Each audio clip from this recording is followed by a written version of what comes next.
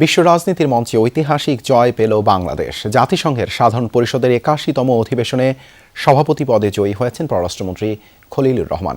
সদস্য দেশগুলোর মধ্যে ৯৯টি দেশ ভোট দিয়েছে বাংলাদেশকে। নিকটতম প্রতিদ্বন্দ্বী সাইপ্রাসের প্রার্থী আন্দ্রেয়াস কাকুরিস পেয়েছেন ৯১ ভোট। আগামী ১ বছর জাতিসংঘের সাধারণ পরিষদের সভাপতির দায়িত্ব পালন করবেন খলিলুর রহমান। জাতিসংঘের বিভিন্ন লক্ষ্যমাত্রা অর্জনের পাশাপাশি বিশ্ব শান্তি রক্ষায় সর্বোচ্চ প্রচেষ্টা চালানোর কথা জানান তিনি। এদিকে এই বিজয়কে বাংলাদেশের প্রতি আন্তর্জাতিক সম্প্রদায়ের আস্থার প্রতীক হিসেবে দেখছেন প্রধানমন্ত্রীর পররাষ্ট্র উপদেষ্টা হুমায়ুন কবির।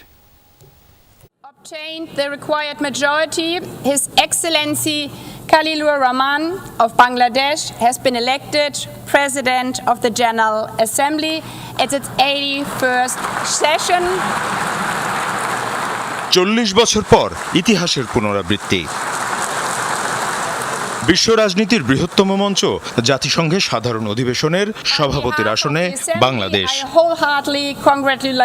নিউ ইয়র্কের স্থানীয় সময় সকাল 10টার দিকে শুরু হয় ভোটাভুটি। বাংলাদেশের পররাষ্ট্রমন্ত্রী খলিলুর রহমানের বিপরীতে ছিলেন সাইপ্রাসের পররাষ্ট্রমন্ত্রীর বিশেষ দূত আন্দ্রেয়াস কাকুরিস। ভোটাভুটি শেষে ফল ঘোষণায় উঠে আসে বাংলাদেশের অভূতপূর্ব জয়। সদস্য দেশগুলোর মধ্যে ৯৯টি দেশ ভোট দিয়েছে বাংলাদেশকে। নিকটতম প্রতিদ্বন্দ্বী সাইপ্রাসের প্রার্থী আন্দ্রেয়াস কাকুরিস পেয়েছেন ৯১ vote.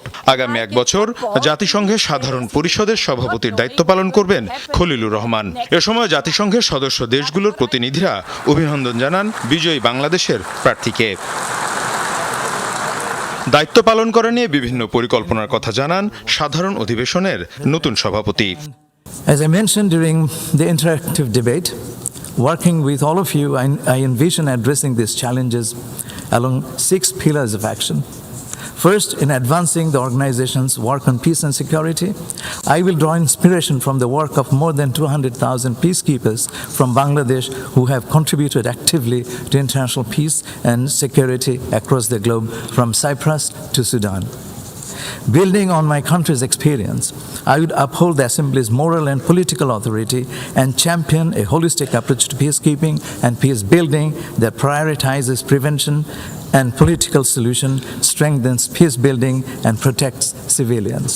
I intend to work closely with member states on how we can prevent another lost decade of development and protect the vulnerable people in developing countries. On the implementation of Agenda 2030, with the SDG Summit 2027 in mind, I will work with you all to accelerate implementation of SDGs that are lagging or regressing. এদিকে এই বিজয়কে বিশ্ব সম্প্রদায়ের কাছে বাংলাদেশের গ্রহণযোগ্যতার মাপকাঠি হিসাবে দেখছেন প্রধানমন্ত্রীর পররাষ্ট্র উপদেষ্টা হুমায়ুন কবির।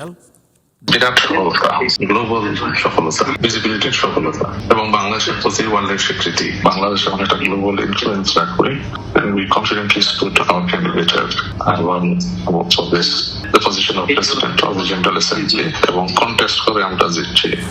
এর আগে ১৯৮৬ সালে জাতিসংঘের ৪১তম সাধারণ পরিষদের অধিবেশনে সভাপতির দায়িত্ব পালন করেছিলেন তৎকালীন পররাষ্ট্র সচিব প্রয়াত হুমায়ুন রশিদ চৌধুরী। মীর মুশফিক আহসান, যমুনা নিউজ।